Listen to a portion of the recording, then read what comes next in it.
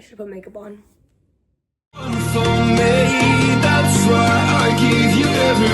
Hey everyone, it's Sad. Welcome back to Book It, and today we're going to be talking about the It Girl, Paris Hilton's memoir. Oh my goodness, I did not know what to expect going into this, and I'm so glad that I did. First off, she's the It Girl that will never go out of style. I think that her and Nicole are going to do kind of like a Simple Life reboot, but like nowadays, which I'm super excited about. I don't know, I'm excited. I was a big Simple Life person, so I'm a big fan of her rebooting it. Also, this is a signed copy from the Queen herself, from Paris Hilton herself. So, very excited. Okay, let's dive right in. This is the story of Paris Hilton and her life growing up. So we know the basics. You know, she's an It Girl. She is the heir to the Hilton fortune. She was a little bit of a wild child growing up. And her best friends, Nicole Richie, they did a TV show called The Simple Life, where they literally took those two who were the most influential girls at the time and put them doing normal things, like working out at McDonald's. Well, actually they worked on a farm. Anyway, this is the book where she talks openly about everything in her life for the first time ever. So we know some of the story, but she tells the whole thing. So she talks a lot about these camps that she went to when she was growing up, and considered a problem child, even though most of the things that she described was just her being a normal teenager, doing normal teenager things. So she talks a lot about how she had her ADHD and her teenage rebellion, which triggered a lot of other events in her life. She doesn't really blame her parents because they didn't know what was going on at the time, but she does think that someone should have stepped in and helped her. So, Paris was sent to a bunch of these rehabilitation camps for these teens that were issues, these teen issue camps. And she talks about the mistreatment and how bad it was at these camps. And she was one of the first celebrities to openly talk about how negative these camps affected people. She talks about the mistreatment, the abuse, the they would be beaten and starved, and they wouldn't be allowed to do anything, very much not okay. Honestly, she is the definition of a nepo baby, which is crazy because she's also an amazing entrepreneur, and she marketed herself as this dumb girl for so long that she got whatever she wanted, but in reality she's actually a very smart person. So we grew up with the idea of oh, she's famous for being famous. And then she took her Hilton everything and made herself a multi-billion dollar industry. So yes, she is a nepo baby, but she did work really hard to get, out of that.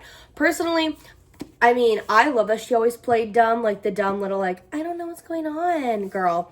But she is an icon, and she is the moment, and we love her, and she will never go out of style, honestly. She is, Paris Hilton is, I'm obsessed with that woman. And now she's older and married and babies, and even better. But reading the story was really amazing because I never knew a lot of the stuff about her. I knew that she was a problem child growing up. I never knew all the steps that her parents took, and I never knew how many times she actually ran away and how many times they actually had to track her down because she would run away from these things. She talks a lot about the people that crossed paths with her. She talks a lot about her close friends. She talks a lot about people who she barely knew but did help her in some way, shape, or form. Which was super, super awesome of her.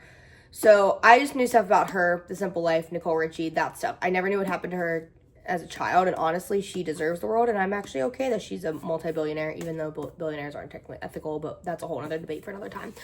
But Paris Hilton's, I would recommend this to anybody that just, even if you just want a good read, because even if you're not a Paris Hilton fan like I am, just a good read. It is broken into 4 different parts. So I think at the beginning of each part, she has a quote too.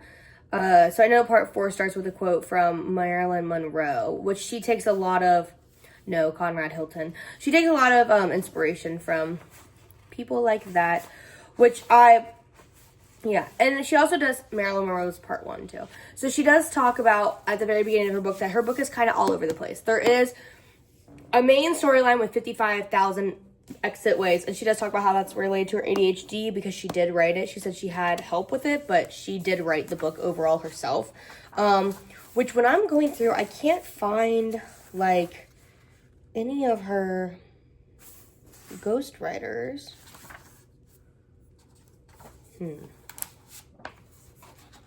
Usually it has their ghostwriters in here. I don't see that. Anyway, she counts her, it literally says right here, recounting her recounting her journey through the pre-Me Too sexual politics with grace, dignity, and the right amount of sass.